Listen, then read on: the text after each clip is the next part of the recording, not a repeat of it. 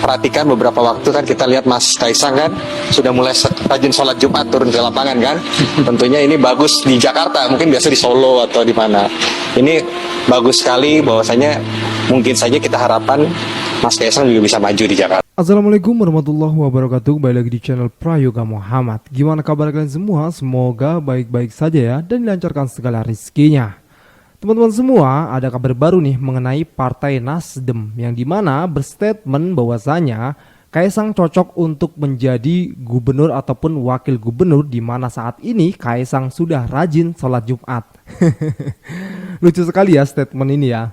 Nah, kita akan membahasnya dan juga komentar dari para netizen. Begitupun dengan isu soal hacker, yang dimana data nasional dihack dan minta tebusan 131 miliar. Dan ini sungguh sangat memalukan ya. Inilah akibat dari memilih seseorang untuk menjabat di jabatan tertentu, tapi orang tersebut tidak menguasainya ataupun tidak punya kinerja yang bagus dalam bidang tersebut. Oke teman-teman semua, langsung saja kita lihat videonya. Konteks pilkada itu kita jangan hanya melihat nama, tetapi bagaimana ada satu spirit daripada si calon orang yang mau maju ini untuk menunjukkan keseriusan. Jadi bila mana memang nama-namanya sudah ada, ya tunjukkan.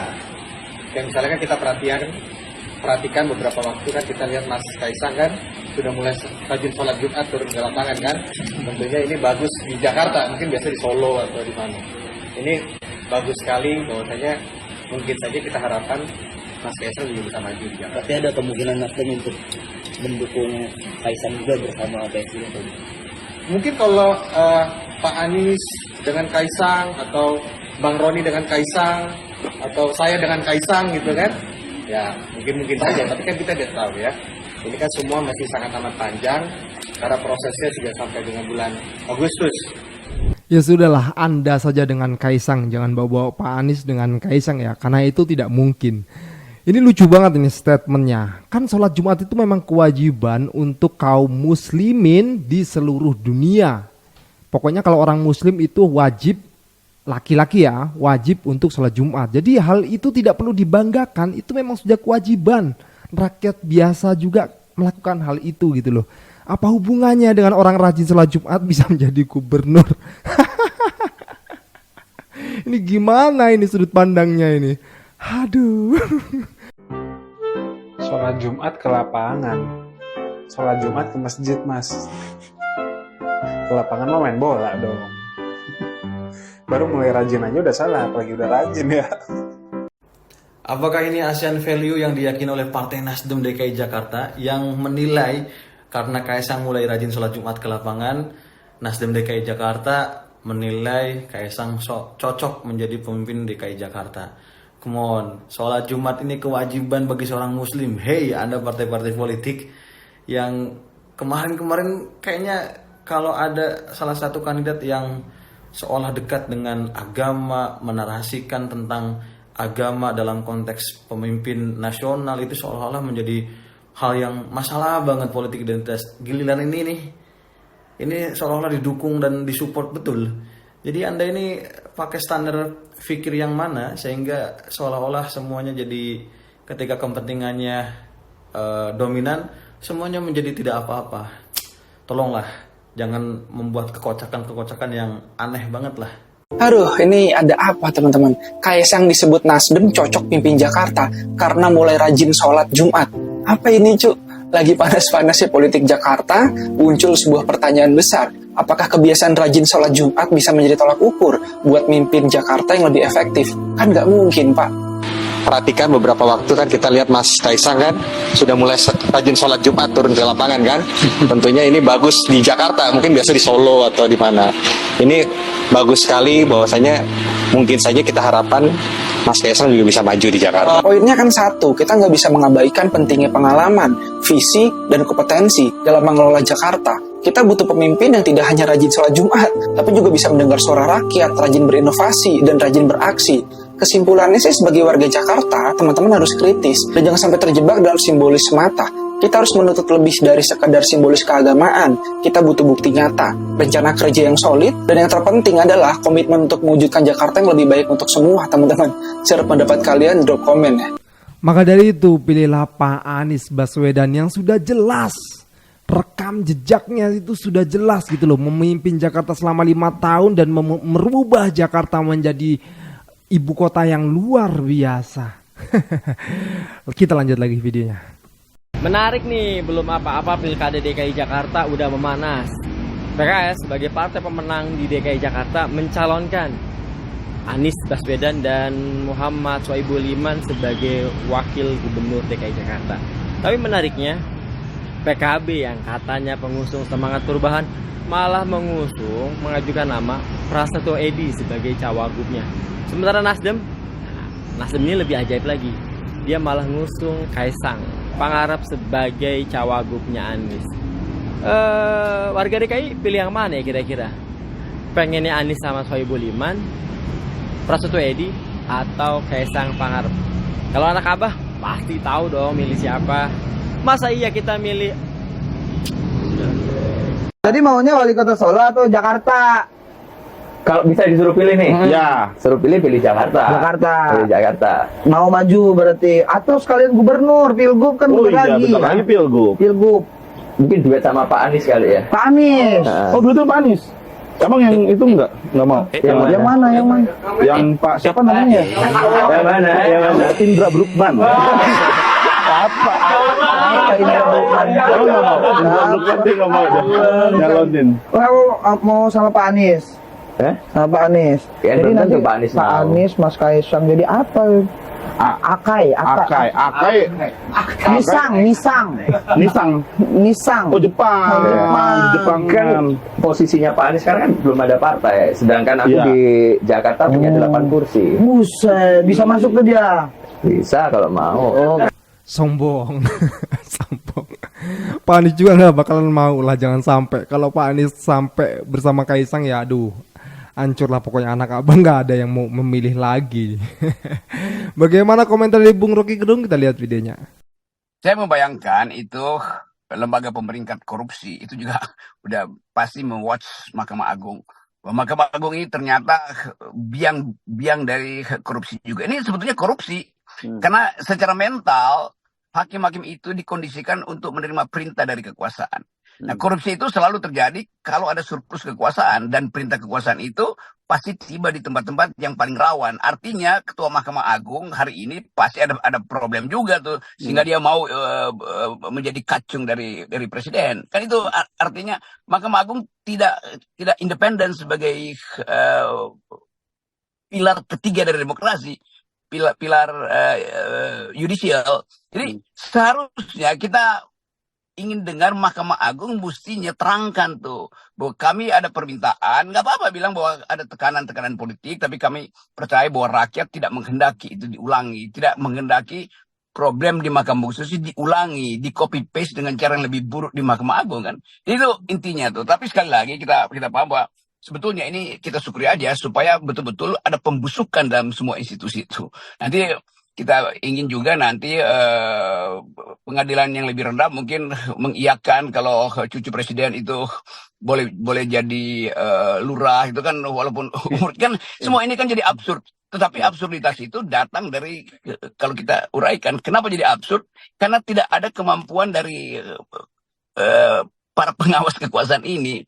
Misalnya Komisi Yudisial mesti bereaksi dong bahwa ini adalah melanggar etika publik gitu karena dipaksakan, dan kita tahu bahwa rencana itu sudah disiapkan oleh Jokowi di otaknya itu jauh sebelum bahkan Gibran disodorkan ke Mahkamah Konstitusi. Jadi satu paket lengkap sudah disetting di situ, semua sebut aja anak, mantu segala macam memang disiapkan untuk merusak demokrasi. Jadi semua orang yang menyaksikan dagelan ini tahu bahwa memang Jokowi itu punya niat yang baik untuk merusak demokrasi. Jakarta, biar bagaimanapun masih menarik untuk dibicarakan, khusus buat ajang pilkada. Meskipun ibu kota kita sudah pindah ke IKN di Kalimantan, tetapi Jakarta sebagai kota bisnis dan pusat dari segala pemberitaan nasional tetap menjadi magnet berita. Karena ketika seseorang menjadi gubernur di DKI Jakarta, maka peluangnya untuk masuk pentas nasional menjadi calon presiden atau wakil presiden itu menjadi sangat besar. Itulah kenapa seorang Anies Baswedan berani dan nekat untuk menurunkan posisinya yang kemarin jadi calon presiden dan sekarang dia fokus lagi menjadi calon gubernur Jakarta katanya. Ini bukan masalah malu atau enggak, tetapi memang peluang untuk tampil dalam skala nasional itu menjadi sangat besar kalau Anies kembali terpilih jadi gubernur di DKI Jakarta. Bahkan Jokowi pun dia fokus pada Pilkada Jakarta.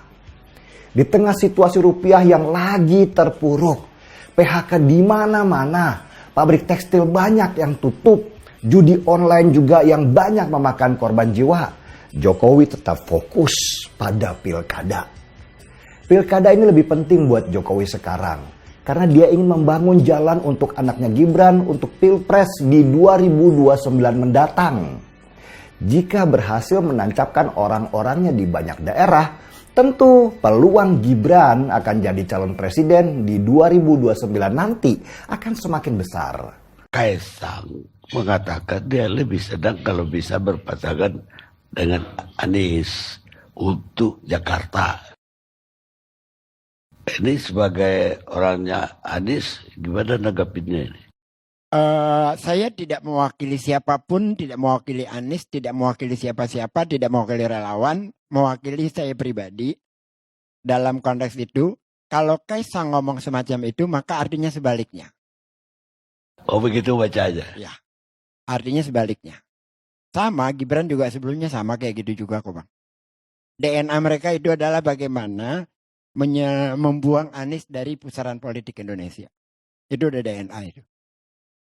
Jadi apa maksudnya dari Gibran juga, dari bapaknya? Gibran sebelumnya juga bicara sama. Enggak, bapaknya apa juga? Sama juga, apalagi. Saya sampai pada tingkat, ini tidak rasional ya, hiperbola. Tapi ini yang saya ingin ungkapkan. Kalaupun dia ngomong api itu panas, karena dia yang ngomong saya nggak percaya.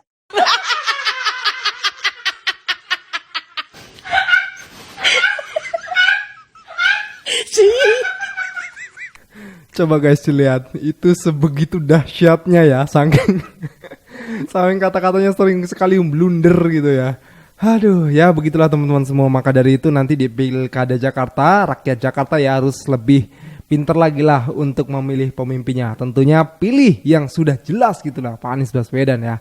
Nah teman-teman semua, kita pindah ke kasus data nasional di hack. Ini kan lucu banget dan ini juga ada dan di sini juga ada parodinya ya. Oke teman-teman, kita lihat langsung videonya. Gila sih, pusat data nasional dijebol.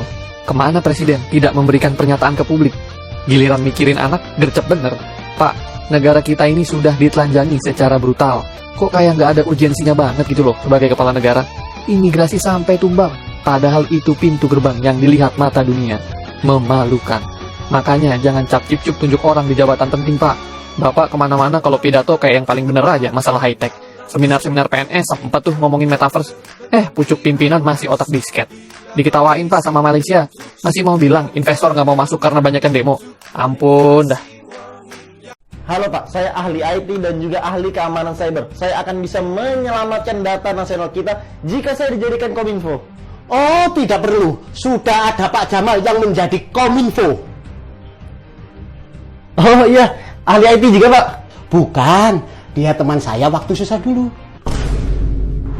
Waduh Pak, data nasional kita kena hacker, minta tebusan 131 miliar. Apa solusinya tuh? Ya solusinya itu kita potong 30% untuk pajak. Nah sisanya gitu tuh kita pakai rapat untuk di Bali. Ya paling sekitar 1 miliar lah kita kasih mereka. Lah tetap dikasih. Terus solusi untuk mengamankan data kita gimana? Oh kalau masalah itu nanti saya minta tolong sama hackernya supaya jangan diretas. Solusi yang bagus. Salam logika. Banyak orang yang bilang kalau suatu urusan diberikan kepada orang yang tidak mampu, kita memilih pemimpin yang tidak mampu, tunggu saja kehancurannya. Dan kata-kata tersebut hari ini terbukti. Gara-gara kita salah milih pemimpin dan pemimpin yang kita pilih itu salah juga memilih pembantunya. Pusat data nasional yang berisi data-data penduduk suatu negara yang notabene sangat penting habis bis diretas oleh hacker. Dan tahu apa yang dikatakan Pak Menteri tentang hilangnya data tersebut? Dia bilang, kita tidak bisa ngapa-ngapain lagi, hanya pasrah saja. Sebelumnya juga dia memberikan saran kepada para hacker, katanya, kalau bisa hacker jangan menyerang. Pak Menteri, yang kita omongin itu data-data penting negara loh Pak. Sekalipun Bapak mengundurkan diri dari jabatan Bapak sekarang, itu tidak cukup, tidak bisa mengembalikan data-data yang penting. Kalau saja nih Pak, kejadian ini terjadi di Korea Utara, mungkin menteri di Korea Utara sudah sukarela terjun ke jurang di depan Kim Jong-un. Bapak mau mengundurkan diri? Memang belum ada sih sejarahnya pejabat Indonesia yang rela mengundurkan diri. Tetapi Bapak bisa deh bikin rekod itu pecah Pak. Kayaknya sih nggak mungkin Pak ya. Eman-eman lah dia mau mengundurkan diri. Ya kita tahu sendirilah bagaimana ya. Mukanya kan tebel semua gitu. Nggak malu gitu loh. Di luar negeri ya ada tuh, di negara mana tuh ya, 4 jam mati lampu aja menterinya langsung minta mengundurkan diri loh karena malu. Kalau di Konoha ini repot emang kok. Oke teman-teman semua, gue rasa cukup ya. Jangan lupa untuk berikan komentar pedas kalian di bawah ini. Jangan lupa juga untuk like, subscribe channel ini. Sekian dari gue, Prayoga Muhammad. Wassalamualaikum warahmatullahi wabarakatuh.